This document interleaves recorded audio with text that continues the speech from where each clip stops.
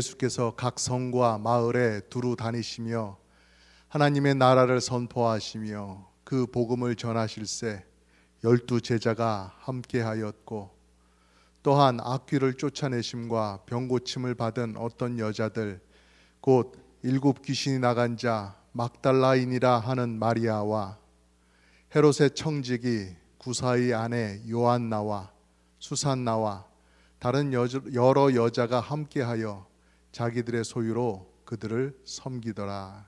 아멘. 오늘 말씀은 그 후에라고 하는 말씀으로 시작을 합니다. 우리가 지난 4주 동안 나인성에서 사역하시던 예수님을 쭉 이렇게 보면서 교훈을 받았는데요, 이제 드디어 예수님께서 나인성에서 나오셨습니다. 그래서 그 후에라고 하면서 예수님께서 그 이후에 어떤 사역을 이어가시는지를 우리들에게 알려주고 있습니다.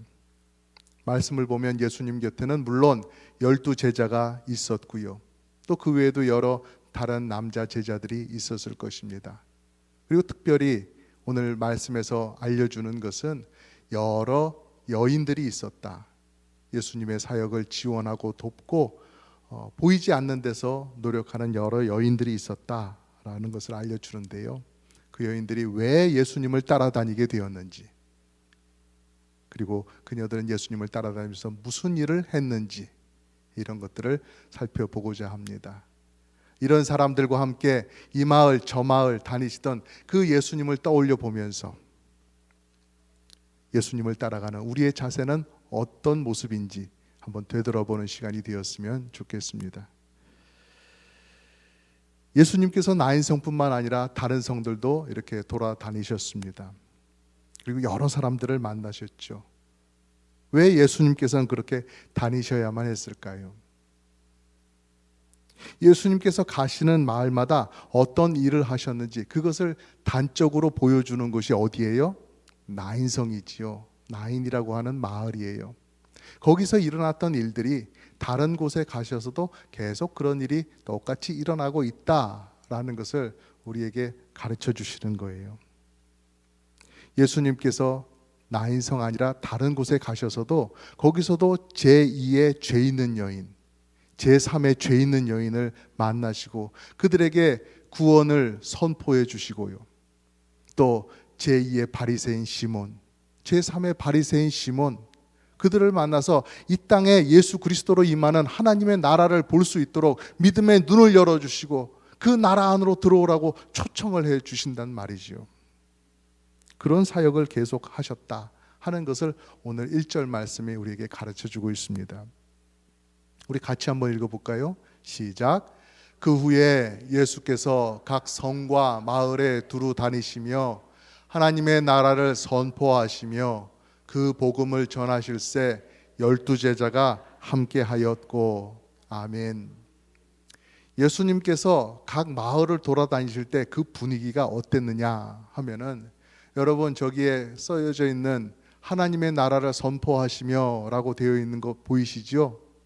그런데 그것을 뉴 킹 제임스 버전에서는 이렇게 표현을 했어요. 저 밑에 있는 파란색 글자처럼 Show glad tidings of kingdom of God. 그 느낌을 더 살려서 이런 식으로 번역을 했는데요, 하나님 나라의 기쁜 물결을 보여주셨다. 기쁨의 물결이 마치 강물처럼, 바닷물처럼, 파도처럼 이렇게 일렁이고 있는 것을 우리들에게 전해주고 있어요. 예수님으로 인해서 유다와 사마리아와 그 이방 땅까지 그렇게 하나님 나라의 기쁜 소식이, 예수 그리스도 메시아가 오셨다, 구원의 그날이 우리에게 이르렀다 하는 그 소식이 퍼져가고 있다는 사실을 우리에게 알려주고 있습니다. 우리가 예수님 만나고서 그 기쁨에, 구원의 기쁨에 부르는 찬송이 있죠. 내게 강 같은 평화, 내게 강 같은 평화, 내게 강 같은 평화 넘치네 할렐루야. 다 불러보셨잖아요. 얼마나 기쁘던지요. 그 당시에 그 각지에 있었던 예수님을 만나고 그 제자들을 만나던 그 사람들에게 이와 같은 기쁨이 넘치고 또 넘쳤다라는 사실을 알려주고 있습니다. 말씀을 보면 그 순간에 예수님께서 그렇게 천국의 기쁨의 물결을 퍼뜨리고 계실 그때에 예수님 곁에서 그 모든 장면을 보면서 함께 기뻐하던 그런 여인들이 많이 있었다, 여러 명 있었다 라고 그렇게 말씀은 전해주는데요. 오늘 말씀 안에는 그 중에 대표적으로 세 분을 그렇게 소개하고 있습니다. 2절 말씀입니다. 또한 악귀를 쫓아내심과 병고침을 받은 어떤 여자들, 곧 7 귀신이 나간 자 막달라인이라 하는 마리아. 첫 번째 마리아, 막달라 마리아가 소개되고 있습니다. 이 예수님 당시에 마리아라고 하는 이름은 많이 흔한 이름이었어요. 그래서 우리가 마리아라고 알고 있는 분들이 성경에 많이 있잖아요. 예수님의 어머니, 그분도 마리아셨고요. 또 누가 있습니까? 나사로의 동생 마르다와 마리아를 얘기할 때 그 나사로의 동생도 마리아가 있고요. 야고보와 요한의 어머니도 마리아였습니다. 이렇게 여러 명이 나오고 그래 그분들이 이런저런 소식들을 전하는 것이 다 뒤죽박죽 될 수 있기 때문에 특별히 오늘의 이 마리아는 막달라 출신의 마리아다 해서 막달라 마리아 이렇게 구분을 해주고 있는 것입니다. 여러분 혼동하지 않으시기를 바랍니다. 그러면 성경이 이 막달라 마리아에 대해서 알려주고 있는 것은 무엇입니까? 그녀가 이전에 7 귀신이 들려서 그렇게 살아가고 있었는데 예수님께서 그녀를 만나 주셔서 권능으로 그녀 속에 들어있던 그 귀신들을 다 내쫓아 주셔서 그녀를 회복시켜 주셨다, 고쳐 주셨다. 이것을 가르쳐 주고 있습니다. 우리가 다른 성경의 부분을 통해서 귀신이 들리면 어떻게 되는지를 보아서 알 수 있어요. 그 귀신 들린 삶, 그 귀신 들린 사람의 삶이라고 하는 것이 얼마나 비참해지는지를 우리는 알 수가 있어요. 내 인격대로 살아야 되는데 귀신이 들리면 내 인격이 아니라 그 귀신에 의해서 조종되는 삶, 아주 발광하는 삶, 그런 삶을 살게 된다는 것이죠.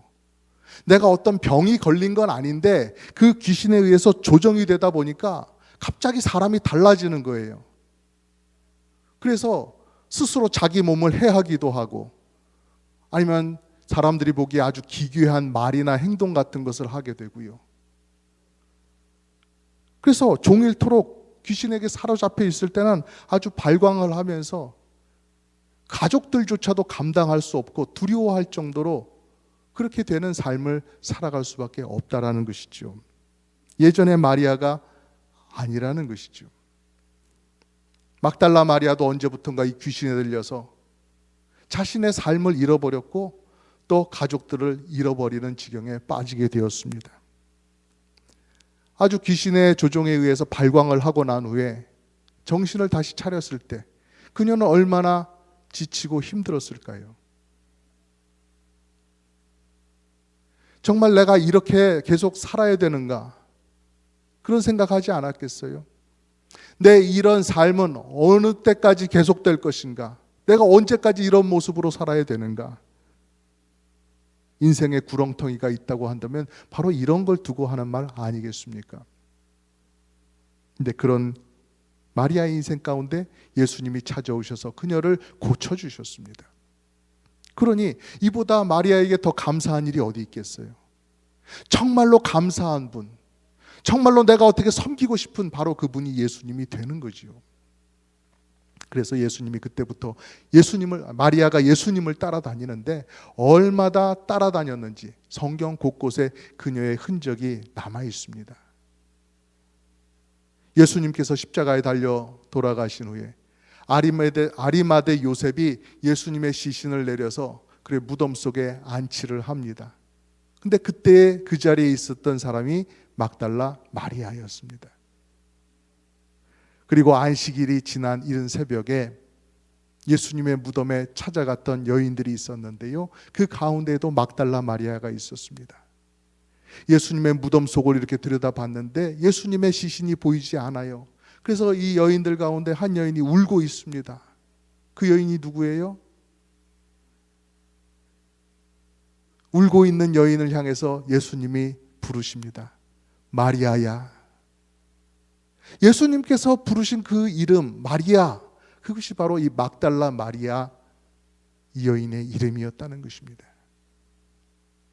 12 제자들조차도 제대로 지키지 못했던 예수님의 고난의 자리, 예수님의 부활의 자리, 그 자리를 계속해서 지키고 있는 사람이 있는데, 한 여인이 있는데, 그 여인이 바로 한때 7 귀신 들렸다가 고침을 받은 이 막달라 마리아라는 것이죠.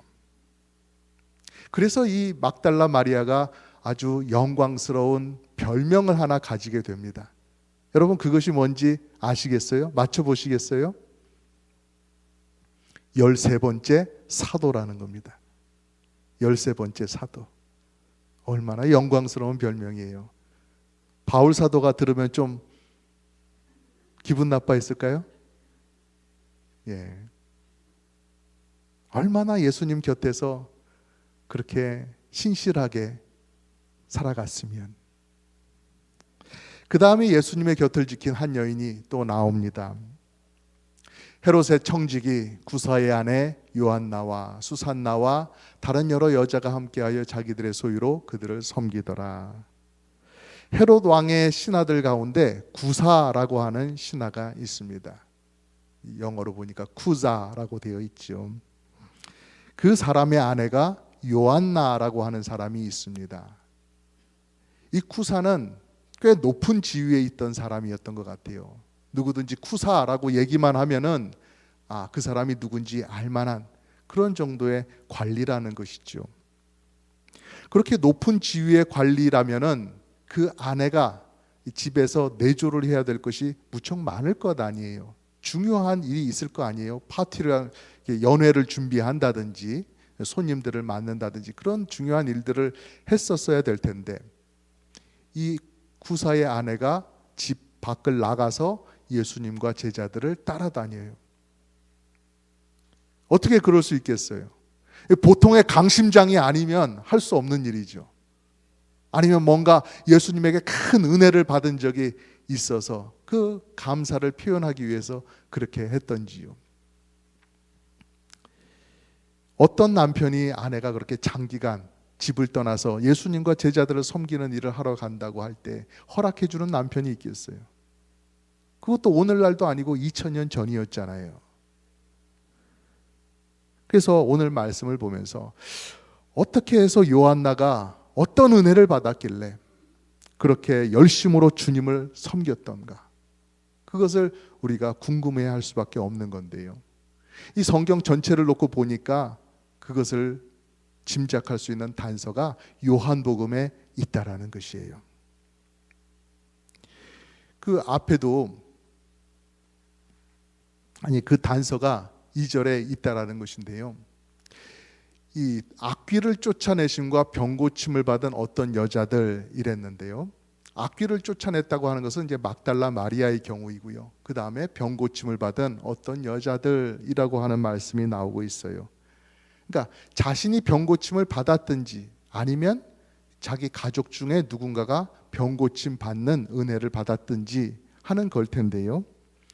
이런 것을 놓고 생각해 볼 때 요한복음 4장에서 보면은요, 죽어가는 자기 아들을 고쳐달라고 예수님에게 나와서 부탁했던 한 왕의 신하가 있어요.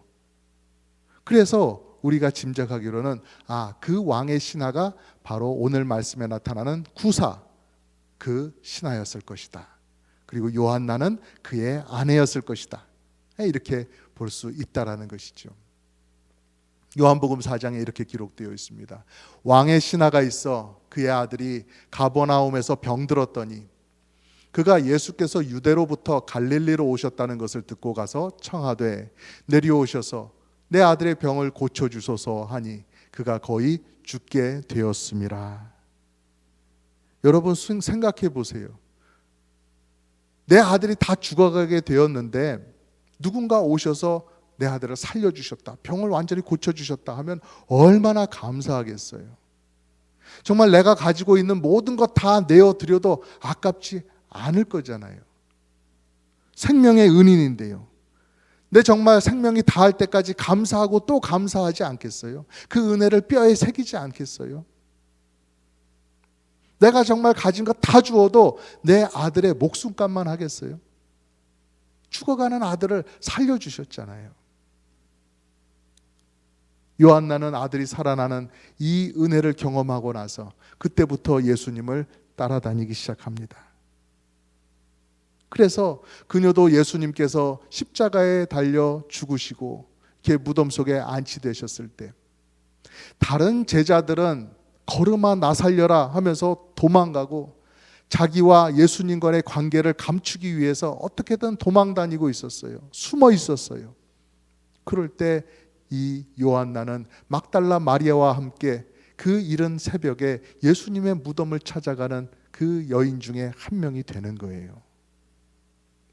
의리의 여인이라고 할 수가 있겠죠. 의리라고 하는 것이 꼭 남자들의 이야기만은 아닌 것 같아요. 의리, 얼마나 좋은 말입니까? 이 신앙의 의리를 지킨다는 것.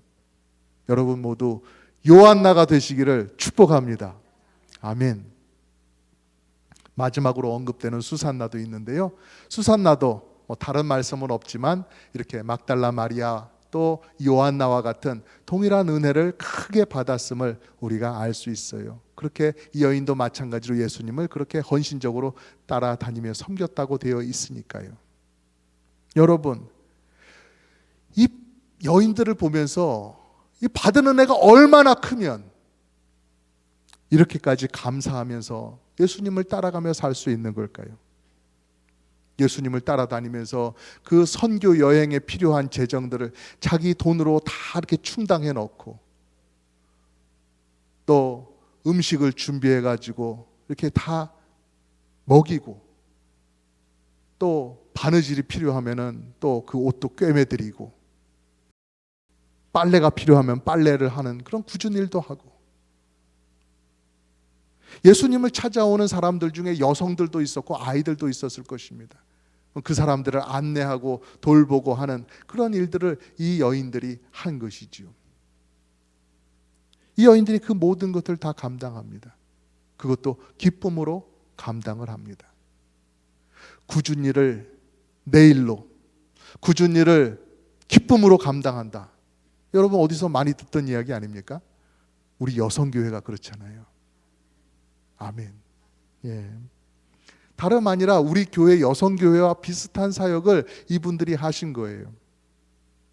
그러고 보니까 다른 교회 여성교회마다 이름을 지을 때 마리아 여성교회 또 뭐 수산나 선교회 뭐 이렇게 짓는 것이 바로 이분들의 이런 모습 아름다운 발자취를 우리도 따라가 보자 해가지고 그렇게 짓는 것 아닌가 싶어요. 문득 드는 생각인데 우리 여성교회도 그런 이름 하나 이렇게 딱 지으면 어떨까 싶습니다. 우리 여성교회 멤버들 다 이렇게 이쁘시잖아요. 꽃처럼 이쁘신데 뭘로 지으면 좋을까요? 베드로 선교회요? 예, 우리 여성교회 회장님과 임원분들 잘 생각해 보시기를 바랍니다. 그러면 오늘 말씀에서 이렇게 섬김에 유능했던 여인들을 바라보면서 우리는 어떤 교훈을 받을 수 있을까요? 예수님께서 왜 남자 제자들만 데리고 다니신 게 아니라 이렇게 여인들도 함께 데리고 다니시면서 사역을 하셨는지 그 이유가 무엇인지 한번 생각해 보면 좋겠습니다. 이분들이 요리 솜씨가 특별히 좋아서였을까요? 아니면 바느질 솜씨가 뛰어나서 그랬을까요? 아니면 이분들이 노래를 잘 불러서 같이 다녔을까요? 아니면 이분들이 정말 부자여서 그 선교 여행에 필요한 그런 재정들, 경비를 언제든지 넉넉하게 채워줄 수 있어서 이분들과 함께 갔을까요? 그런 건 아닌 것 같습니다. 그럼 무엇 때문에 이분들과 함께 다녔을까요? 우리가 말씀에서 읽은 내용으로 생각을 해보자면 이렇습니다. 병 고침을 받거나 귀신 들림에서 노임을 받거나 하는 이런 큰 은혜를 받았기 때문에 그 은혜에 대한 감사를 표현할 때 다른 것으로 표현하는 것이 아니라 예수님 곁에 머물면서 그러한 섬김으로써 표현을 하라는 것이죠. 그 감사함이 섬김으로 나타나도록 하라는 그러한 말씀입니다.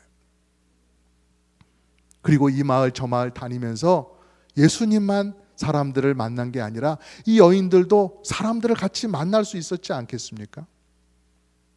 그럴 때 그 기회를 보아서, 그 기회를 이용해서 사람들에게 내가 만난 예수님, 내가 어떤 은혜를 받았는지 그것들을 증거할 수 있도록 기회를 삼는 것이죠.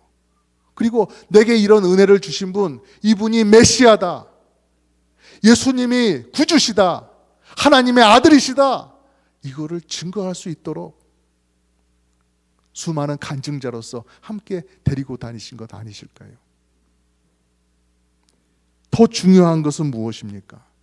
섬기는 가운데 더욱더 큰 믿음을 가지고 더욱더 예수님을 잘 알게 되어서, 그리고 예수님 곁에 가까이 가고 또 가다 보니까 결국엔 어떤 사람들이 돼요? 이 사람들이 예수님의 고난의 증인, 예수님의 영광스러운 부활의 증인이 되었더라는 것입니다. 여러분, 우리는 오늘 이분들이 예수님을 만난 이후에, 예수님을 만난 그것으로 끝나는 것이 아니라 그 이후에 어떤 삶을 살았는가, 그것을 보고 있잖아요.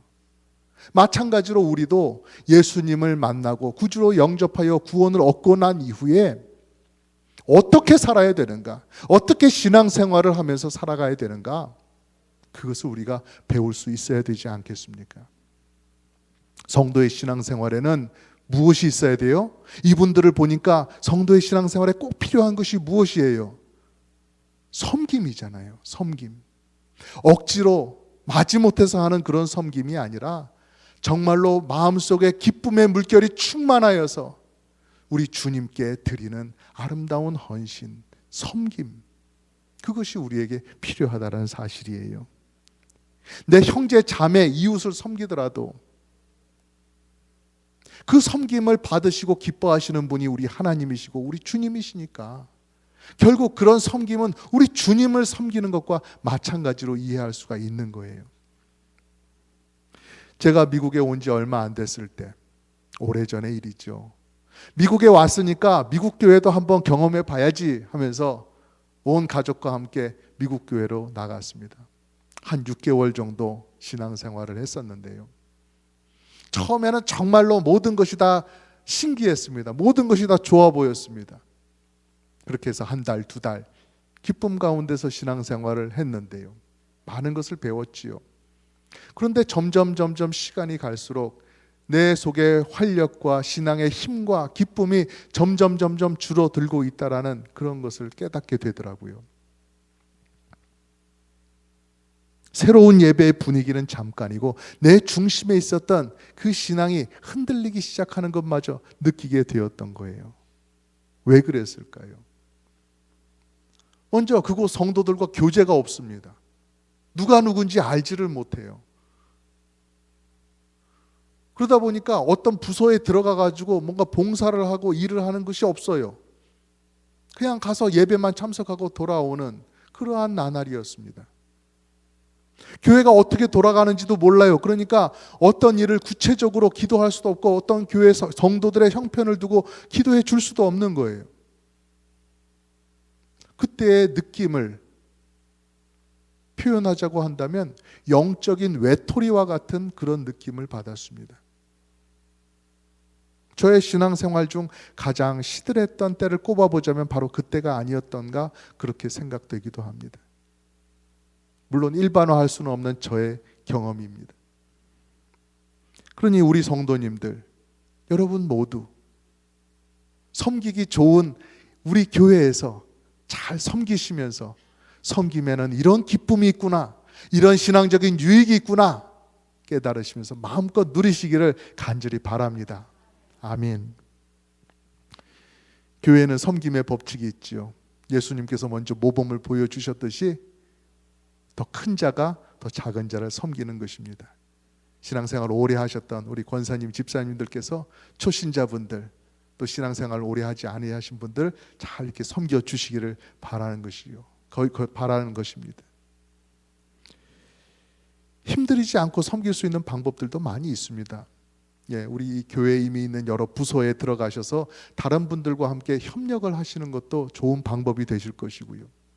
아니면 이렇게 보시고 어느 분이 잘 조시나 보시고 그 옆에 가가지고 앉으셔가지고 예배 중에 자꾸 이렇게 깨워주시는 것, 이런 것도 그분의 영혼을 얼마나 사랑하면 그렇게 하시겠어요? 그런 섬김이 있는 것이죠.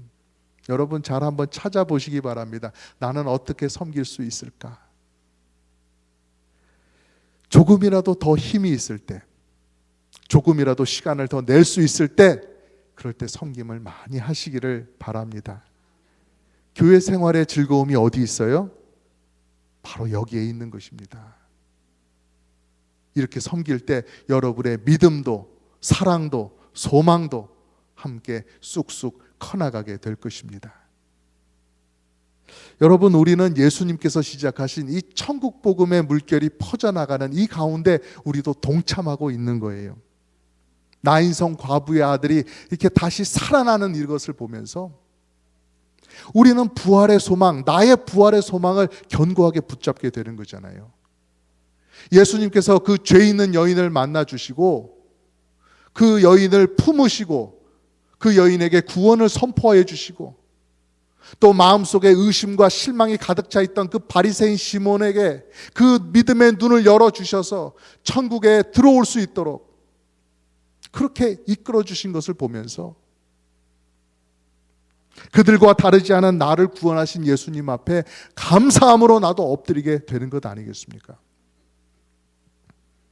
그 찬란한 생명과 그 구원의 영광을 나도 감사함으로 받았으면 거기서 끝나지 않고 그 이후에 잇따라서 나오는 이 막달라 마리아의 섬김, 요한나의 섬김, 수산나의 섬김, 그것도 내 것으로 만들어야 되지 않겠습니까? 이 여인들이 골고다 언덕 그 위에서 예수님의 십자가 앞에 섰던 것이 그저 우연하게 된 것이 아님을 여러분 기억해 주시기 바랍니다. 바울 사도가 그 수고로운 선교 사역의 세월들을 수십 년 그렇게 다 감당할 수 있을 때 그가 붙들었던 것은 다른 것이 아니라 바로 예수님의 이 말씀이었다는 것을 우리가 기억해야 될 것입니다. 영어로 읽으면 좀 더 와 닿기 때문에 영어를 먼저 띄웠습니다. 내가 한 모든 것, in everything I did, 난 보여드렸습니다. I showed you that by this kind of hard work, 이러한 수고로운 선교 사역을 통해서 we must help the weak, 약한 자를 도와야 합니다. Remembering the words of the Lord. Jesus himself said. 예수님께서 말씀하신 그 말씀을 우리는 기억하면서 약한 자들을 도와야 됩니다. 뭐라고 예수님께서 말씀하셨어요? It is more blessed to give than to receive. 주는 것이 받는 것보다 복되다 하신 이 예수님의 말씀을 기억하면서 사도 바울도 사역을 감당하고 섬겨나갔던 것이었어요. 여러분, 하나님께 큰 은혜를 받으셨습니까? 하나님께 큰 용서를 받으셨습니까? 하나님께 큰 고침을 받으셨나요? 그래서 예수님을 사랑하고 계십니까? 예수님께 감사하고 계십니까? 그래서 예수님의 몸된 교회, 예수님의 팔, 다리 된 형제 자매를 사랑하고 섬기고 싶으십니까? 아멘. 여러분을 보시는 분들마다 과연 하나님께서 저분에게 큰 은혜를 베푸셔서 저분이 예전에는 안 저랬는데 저분이 이제는 낮아져서 섬기시는구나, 정말로 하나님의 은혜가 저분에게 크게 임했구나 깨달을 수 있도록 여러분께서 그런 모습 보여주시기를 간절히 바랍니다. 힘들고 눈물도 나고 마음도 답답할 때가 있을 것입니다. 그러나 여러분의 땀과 눈물 속에서 찬란하게 빛나는 하늘 보좌에 계시는 예수님을 바라볼 수 있기를, 그 신령한 경험이 여러분 모두에게 있기를 간절히 바라며 축복합니다.